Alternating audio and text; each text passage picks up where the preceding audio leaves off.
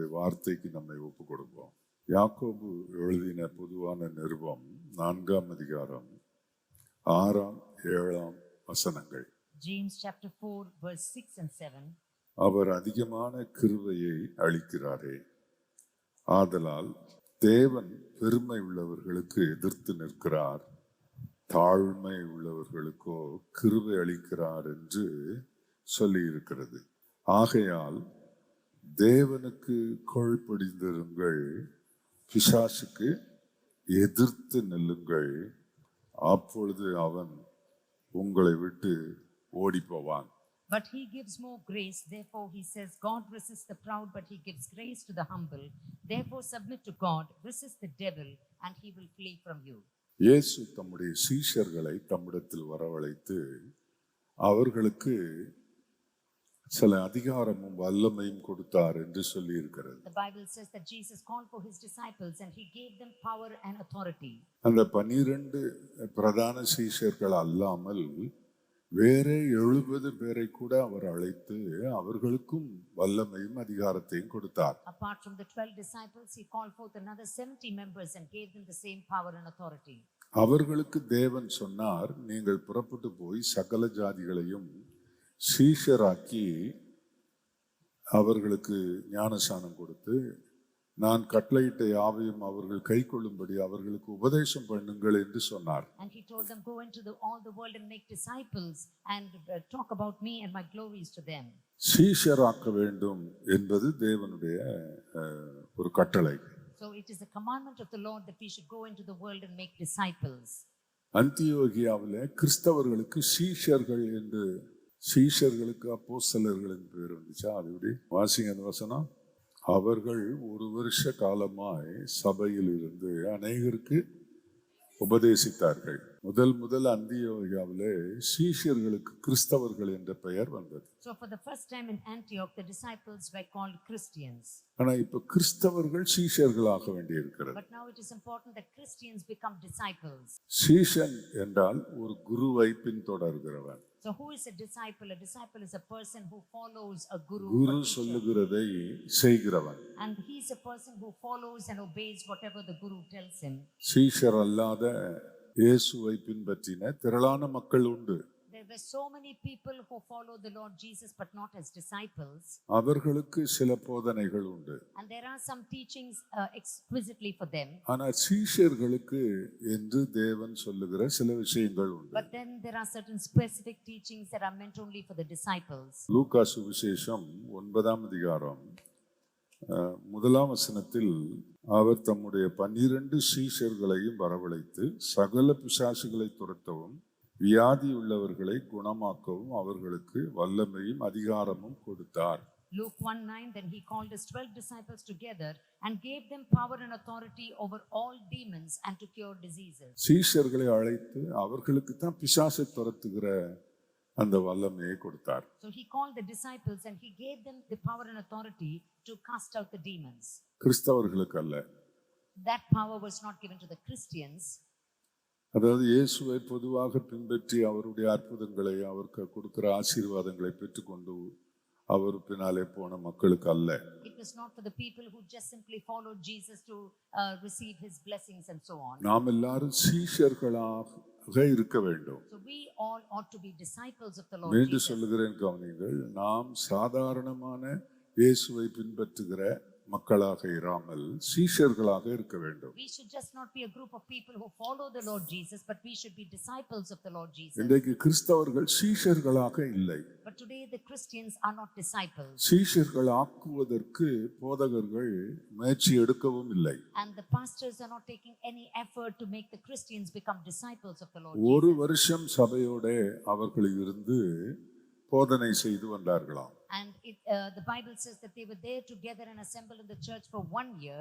அங்கதான் அவர்களுக்கு சீஷர்களாக இருந்த அவர்களுக்கு கிறிஸ்தவர்கள் என்ற பெயர் வருகிறது. And there they get the name as Christians. The disciples were called Christians. கிறிஸ்தவர்கள் தவறாக அபியாசித்துக் கொண்டார்கள். And we find that the Christians were projected very wrongly.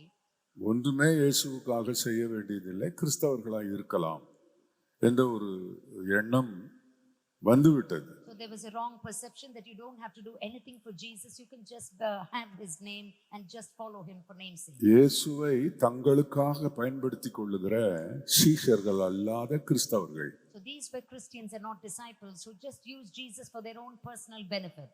ஒரு வருஷம் கிறிஸ்தவனா இருக்கலாம், அடுத்த வருஷம் சீஷனாக மாறணும். So one year you can be a Christian and the next year you should be promoted to discipleship. வாழ்நாளெல்லாம் கிறிஸ்தவர்களாகவே இருந்து வாழ்க்கையை முடிக்க நினைக்கிற சாதாரண கிறிஸ்துவை பின்பற்றுகிறவர்களாக நிறைய பேர் இருக்கிறார்கள். But there are many people who are just ordinary namesake Christians who simply say that they are Christians. 12 சீடர்களை முதலாவது அவர் தெரிந்து கொண்டார். He first chose 12 disciples. அதற்கு பிற்பாடு 70 சீடர்களை அவர் தெரிந்து And கொண்டார். after that he chose 70 of them. அவர்கள் எல்லாரையும் அவர் வல்லமையும் அதிகாரமும் கொடுத்து அனுப்பினார். And he empowered them and gave them authority and he sent them out. இயேசுவின் ஆசீர்வாதத்தை பெறத்தான் நாங்கள் இருக்கிறோம். So we are here to receive the blessings of the Lord. அவர் எங்களை ஆசீர்வதிக்கத்தான் அவர் இருக்கிறார். And he is there to bless us. ஆகவே நாங்கள் அவர் ஆசீர்வாதத்தை பெறுவோம். And therefore we will receive his blessings. அவருக்காக எதுவும் செய்ய எங்களுக்கு அவசியமில்லை என்று இதுவரை அப்பியாசித்து வந்தவர்களுக்கு சொல்லுகிறேன். And I'm giving this message to those people who have not done anything for the Lord Jesus as disciples. இந்த வருஷம் பூராவும் நீங்கள் கிறிஸ்தவர்களா இருந்தீர்களா, சீஷர்களா இருந்தீர்களா? This entire year were you just Christians or were you disciples? சீஷரா தான் இருந்தேன், இப்போ டீப்ரமோட் ஆகி கிறிஸ்தவனா மாறிட்டேன். I was a disciple but now I'm depromoted and I'm just an ordinary நான் Christian. இப்பொழுது எதுவும் செய்கிறதில்லை. Now I don't do anything for the Lord நான் Jesus. என் வீட்டுக்காக ஜெபம் பண்றது தான் இப்போ விசேஷமான ஜெபம். And I only pray for my household. என் தேவை அவரிடத்தில் நான் கேட்கிறேன். And I commit all my requests and cares to N the Lord. கஷ்டங்களில் உதவி செய்யும்படி And கேட்கிறேன். I ask the Lord to help me in my troubles. என் வியாதியை சுகமாக்கும்படி கேட்கிறேன். And I ask him to cure him of all my diseases. இயேசு சொன்ன சுவிசேஷம் அறிவிக்கிறது, பிசாசுகளை துரத்துகிறது, ஆத்துமாக்களை ஆதாயம் பண்ணுகிறது, இதெல்லாம் என் வேலை கிடையாது. So I don't involve myself in casting out demons, in evangelism and bringing people to the kingdom of God. இப்படி எவ்வளவு நாள் தான் வாழலாம்னு நினைக்கிறீங்க நீங்க? So what do you think? How can you continue this kind of a life? என்ன pastor, எங்க பிரச்சனையே பெரிய பிரச்சனையா இருக்கு. Are you saying, Pastor, our own personal problems are so much? பெருசா தான் இருக்கும். Yes, your problems will be definitely great. உங்க பிரச்சனை பெருசாகிட்டே தான் போகும். And your problems will keep on intensifying and multiplying. எத்தனை வருடம் கிறிஸ்தவர்களாக இருக்கிறீர்கள்? So for how many years are you just being a namesake சில Christian? ஆண்கள்லாம் இருக்கிறீர்கள், நீங்கள் கர்த்தருக்காக எதுவுமே செய்யக்கூடாது என்ற தீர்மானத்தோடவே இருக்கிறீர்கள். And some of you looks like you have made up your mind that you should not do anything for the Lord Jesus. மனைவியை நீ போய் செய்யின்னு அனுப்பிடுறீங்க. But you just encourage your wife saying, okay, you go and do the ministry. பிள்ளைகளை நீ போய் செய்யின்னு And அனுப்பிடுறீங்க. you tell your children, you be involved in the things நான் of God. எதுவுமே செய்ய மாட்டேன். But I won't do anything for the kingdom நான் of God ஆம்பளை, because I'm a man. நான் ஏதாவது வேலையில இருப்பேன். And I'm involved in so much of other work and நீங்க போய் responsibility. செய்யுங்க. You go and involve yourself in the அப்படி ministry. எத்தனை ஆம்பளைங்க இருக்கிறீங்க? So how many of you men are seated like that? உங்க வியாதியை எதுக்காக அவர் சுகமாக்கணும்? So why do you think that God should heal you of your diseases? உங்க தேவையை எதுக்காக Why our should he meet your தரணும்? needs? உங்க கஷ்டங்கள்ல இருந்து உங்களை அவர் ஏன் விடுவிக்கணும்? Why should he deliver you from all your problems? கொஞ்சம் அனுபவிங்கன்னு அவர் அமைதியா இருந்து விட்டார் என்றால் So what will happen if he remains silent and say you experience all your problems and struggle for a little longer time? கர்த்தருக்கு மகிமை உண்டாவதாக. இந்த விஷயத்தில் நீங்கள் இன்றைக்கு ஒரு மாற்றம் காண கர்த்தர் உங்களை அழைக்கிறார். And today the Lord calls you so that there will be a change and transformation in this. நான் கிறிஸ்தவனா இருக்கிறேனா, சீஷனா இருக்கிறேனா? So you examine yourself and ask yourself, am I a Christian or நான் am I a இயேசுவை disciple? ஏற்றுக்கொண்டு இத்தனை ஆண்டுகள் நான் சீஷனாகத்தான் இருக்கிறேன். I accepted the Lord Jesus and all these years I am a disciple of the Lord Jesus. என்னால இயேசுநாதருக்கு ஒரு பிரயோஜனமும் கிடையாது. And the Lord Jesus is not benefited or profited by me at all. என்னால சபைக்கு எந்த பிரயோஜனமும் கிடையாது. There is no use to the church because of my coming there. எங்க வீட்டுக்கு பக்கத்துல வீட்டு சபை நடக்குது, நடந்துட்டு போகுது, எனக்கு என்ன அப்படி என்று இருக்கிறவர்கள் இருக்கிறீர்கள். There is a gathering of the believers in a nearby house, but I don't care about them. Let them do the church there. ஆண்டவர் இயேசுவுக்காக ஊழியம் செய்கிறது என்ற அந்த அந்த இயேசுவின் ராஜ்யத்தை விரிவுபடுத்துதல், ஜனங்களை கிறிஸ்துவுக்குள் கொண்டு வருதல் ஆகிய சீஷர்களின் பணியை செய்ய இன்றைக்கு நீங்கள் உங்களை ஒப்பு கொடுத்தால் உங்களை சீடர்களாக்குவார். So if you submit yourself to the responsibility of discipleship, to spread the gospel, to bring people to the kingdom of God, then the Lord will make you his disciple. இந்த FGVBSல பாருங்க, எல்லா பொம்பளை பிள்ளைகளும் டீச் பண்றாங்க, வேலை செய்றாங்க. In this FGVBS, we saw that so many young girls were involved in teaching and involving themselves in the activities. புருஷர் ஐக்கியம் இருக்குது. யாராவது வந்து என்ன உதவி செய்யணும், ஏது பண்ணணும், ராஜேஷ் பிரதர் மட்டும் பல காரியங்களை செய்தார். மற்றவங்க ஒருத்தர் நமக்கு தேவையில்லை. நான் புருஷன் வீட்டில் உட்காந்து திம்பேன், படுப்பேன், தூங்குவேன், என் வேலையை பார்ப்பேன். இப்படி இருந்தா எப்படி? So we find that the men's fellowship, nobody involves yourself and you just feel that you have to attend only to your own personal responsibilities. நான் இதெல்லாம் பேசணும்னு நினைச்சு வரல. I didn't premeditate to talk all these things here. நான் நீர் பேசும்னு ஒப்பு கொடுத்துட்டு தான் வந்தேன். I surrendered myself to the Lord, saying, Lord, you speak through me. உங்க மேல ஏதோ ஒரு அக்கறையா ஆவியானவர் பேசுறாருன்னு எனக்கு தெரியுது. But I believe that the Holy Spirit is very interested about you and he cares for you. புருஷர்களே, உங்கள் வாழ்நாளை இயேசு கிறிஸ்துவின் வேலைக்கு அல்லது அவருடைய வளர்ச்சி, அவருடைய மந்தையின் வளர்ச்சிக்காக நிறைய வேலைகள் இருக்கிறது. அதில் நீங்கள் உங்களை உட்படுத்த வேண்டும் என்று அவர் விரும்பி உங்களோடு பேசுகிறார். So I want to tell the men here that the Lord desires that the men in this church involve yourself in the growth of the church, in bringing people to the Lord, in evangelism and so on. நிறைய விஷயங்களில் நீ ஆசீர்வாதம் அடையாமல் இருப்பதற்கு காரணமும் அதுதான். And one of the reasons why you are not blessed is because of your stagnation in this area. Daily உங்களுடைய prayer request எனக்கு வருகிறது. And I receive your prayer request daily. அதுல நான் பார்க்கிறேன். And I see your prayer request. சிலர் குடும்பம் ரட்சிக்கப்படணும்னு சொல்றீங்க.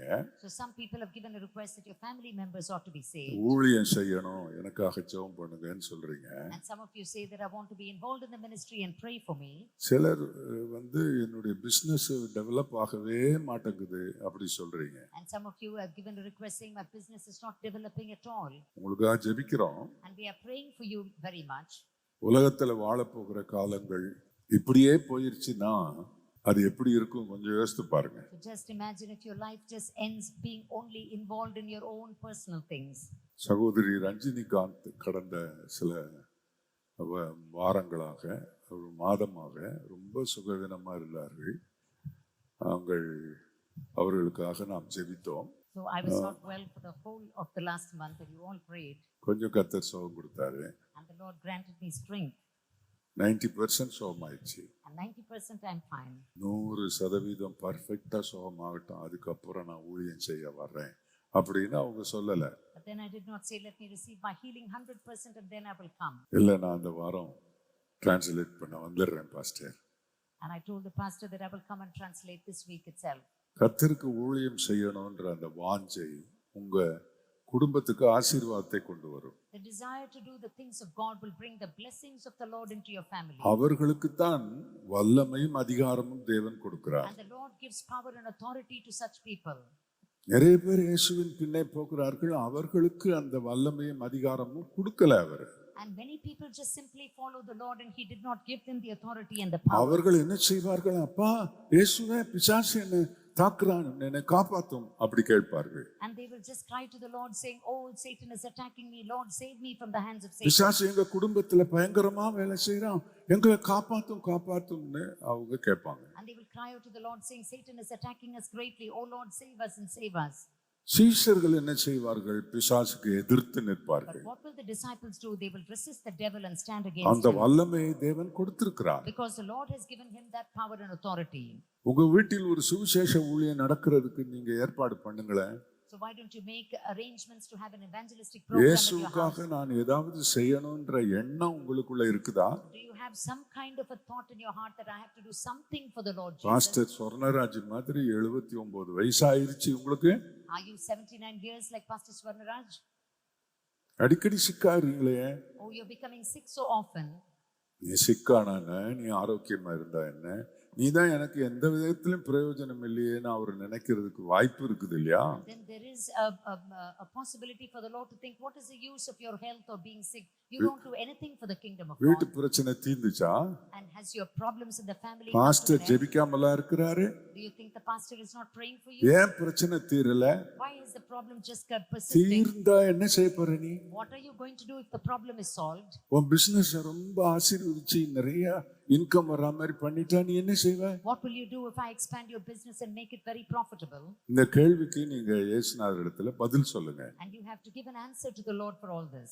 அன்னாள் என்ன சொன்னாங்க தெரியுமா? Do you know what Hannah said? ரொம்ப நாள் பிள்ளை இல்லை என்ற நிந்தை அவர்களை வாட்டியது.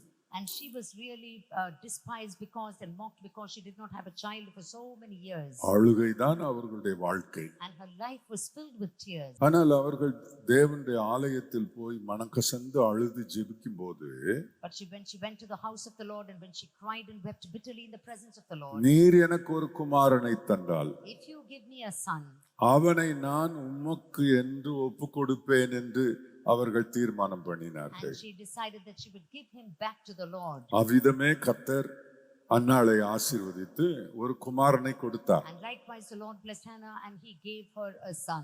பால்குடி மறந்த பிற்பாடு அவனை கொண்டு வந்து pastor ஏலியிடம் ஒப்படைத்தாள். So after he was weaned, he brought the boy to Eli and she surrendered him. அவன்தான் இஸ்ரவேலிலே மிகப்பெரிய ஞான திருஷ்டிக்காரனாய் தீர்க்கதரிசியாக இருந்தான். And he was the greatest prophet and wise man in Israel. ராஜாக்கள் அவனுக்கு முன்பாக வணங்கி நின்றார்கள். And all the kings bowed before Samuel. அவ்வளவு வல்லமையான ஒரு தீர்க்கதரிசியாக அவர் He was இருந்தார். such a great prophet of the Lord. உங்கள் ஜெபம் என்ன? What is your prayer today? எனக்கு ஒரு பையன் ஆண் மகனை தாரு ஆண்டவரே. Oh Lord, give me a son. எதுக்கு? For what? உனக்கு வாரிசு, உன் சொத்தெல்லாம் பொண்ணுக்கு போயிடாம வேற வீட்டுக்கு போயிடாம நம்ம வீட்டோட இருக்கிறதுக்கு ஒரு வாரிசு வேணும். அதுக்கு தான் You're crying for a son so that you will have an heir and that your properties will still lie hold with you and your family. நோக்கங்கள் சரியில்லை. Your intents and purposes are not right. இந்த கர்த்தருடைய வார்த்தையை நீங்கள் அவமதிக்க கூடாது. You should not despise the word of God that comes to you. நீங்க ஆண்டவருக்கு ஒப்பு கொடுங்க. And you should surrender yourself to the Lord. கொஞ்சம் பலம் இருந்து கர்த்தரை மறுதலியாமல் Don't despise. அவருக்காக நீ செயல்பட்டால் And if you work for the Lord, உனக்கு முன்பாக திறந்த வாசலை நான் வைப்பேன் என்று பிலதெல்பியா சபைக்கு சொல்லுகிறார். and the Lord promised the church of Philadelphia that there is an open door before you. உனக்கு கொஞ்சம் பலம் தான் இருக்குது. You have just a little strength. ஆனா நீ left in என்ன you. மறுதலிக்கல. But you have not despised me. அதனால உனக்கு நான் முன்பாக திறந்த வாசலை வைக்கிறேன். And therefore I have kept an open door before you. Hallelujah. Hallelujah. இயேசுநாதர் கொடுக்கிறவர், நாங்க வாங்கி சாப்பிடுறவங்க. So you should not think Jesus is the one who gives and then we will just take it and eat and be happy. கஷ்டம் வந்தா பாஸ்டர்ட்ட சொல்லி ஜெபிக்க சொல்றது. And then when we come and meet with a problem, we discuss this to pastor and we ask pastor to pray. ஒரு வீடு வாங்கணும் pastor. Oh pastor, we have to buy a house. அதுக்காக ஜெபம் பண்ணுங்க Pray for pastor. that pastor. வீடு வாங்கினா என்ன செய்வேன்? What will you do when you buy your own house? நான் ஒரு வீடு வாங்கி அந்த வீட்டிலே இயேசுவே உமக்காக ஒரு நல்ல ஊழியம் ஆரம்பிக்க போகிறேன். அப்படி அர்ப்பணம் இருக்கிறதா? Have you make a prayer of surrender saying, Lord, I must build a house and that house should be there for your glory, for your purpose? உங்க வீட்டுக்குள்ள சண்டைகள்லாம் நிறைய இருக்குது பாத்தீங்களா? See, there is so much of fights and the differences of opinions in your house. உடன்படிக்கை பெட்டியை உள்ள கொண்டு வாங்க.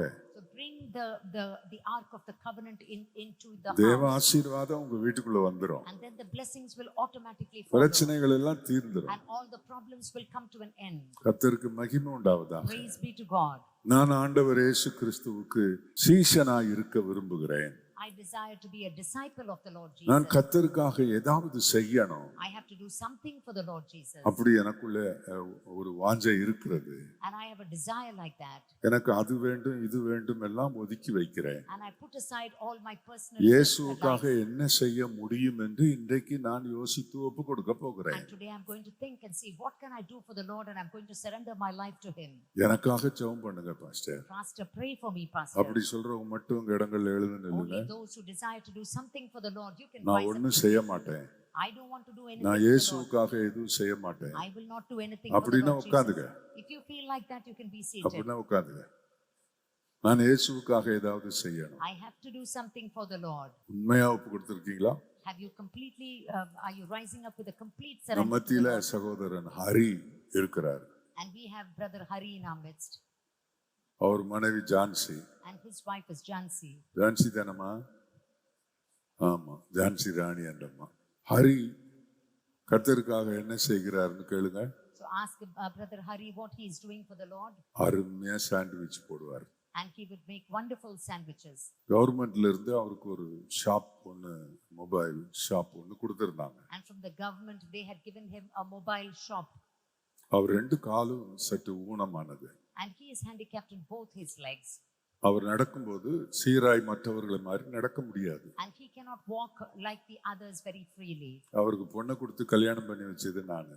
And I'm the person who got him married.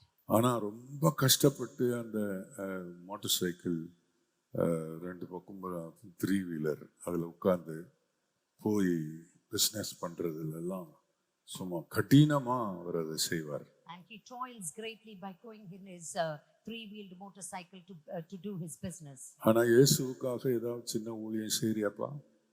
But are you doing something for the Lord Jesus? Are you involved in some ministry? முடியாதுன்னு சொல்ல முடியுமா?